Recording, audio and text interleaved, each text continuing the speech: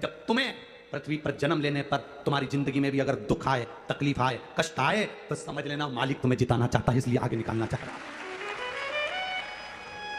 जिंदगी में अगर कष्ट आ रहा है, जिंदगी में तकलीफें आ रही हैं, जिंदगी में थोड़ी सी प्रॉब्लम आ रही है, और एक प्रॉब्लम खत्म नहीं होती दूसरी आ जाती है, एक कष्ट खत्म नहीं होता दूसरा आ जाता है, एक तकलीफ खत्म नहीं होती दूसरी आ जाती है, तो ये विचार करना जैसे घोड़े को पिंच करा जा रहा है, तकलीफ दी जा रही है और घोड़ा जीत जाता है, उसको नहीं मालूम कि मैं रेस में खड़ा हूं। उसी तरह भगवान हमको तकलीफ पर तकलीफ, तकलीफ पर तकलीफ, कष्ट पर कष्ट देता है। क्यों?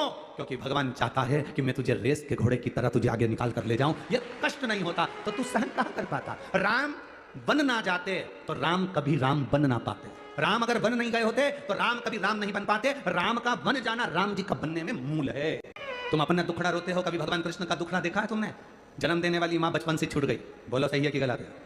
बचपन में जन्म देने वाली मां छूट गई, कारागार में पड़े थे, चले गए यशोदा जी के यहाँ, उन पर चोरी का इल्जाम लगा, मक्खन की चोरी का बचपन से इल्जाम लग गया। कितना कितना पूतना आई, तृणावत आया, घासुर आया, बकासुर आया, कितने कितने असुर आए। कंस खुद का सगा मामा भी पीछा पड़ा रहा। जरा सोचो कि भगवान कृष्ण की जिंदगी में कितना दुख आया होगा। स्वयं का मामा तकलीफ दे रहा था और स्वयं का मामा भी तकलीफ देता। मथुरा में पहुंच गए, मथुरा से फिर किसी ने अपशब्द कहे तो मथुरा छोड़कर रास्ते से जाने लगे, फिर जाने लगे तो फिर द्वारका पहुंच गए। द्वारका में पहुंचने के बाद भी कौन सा सुख मिला, जरा विचार करिएगा। उसके बाद भी नैनों में जल भरा रहा, गोपियों की याद आती रही, यशोदा मैया की याद आती रही पूरी जिंदगी। और आखिरी में जब उनके चरणों में बाण लगा, जरा नाम के व्याघ्र ने बाण छोड़ा, उनके पांव के तलवे में लगा। जरा विचार करिए, इतनी कष्ट की जिंदगी जीने के बाद भी मेरे कृष्ण गीता का उपदेश देते हैं और दुनिया के लोगों को जीना सिखाते हैं। इतनी जिंदगी में दुख आने के बाद भी गीता का उपदेश देते हैं और जीना सिखाते हैं। ये कृष्ण है।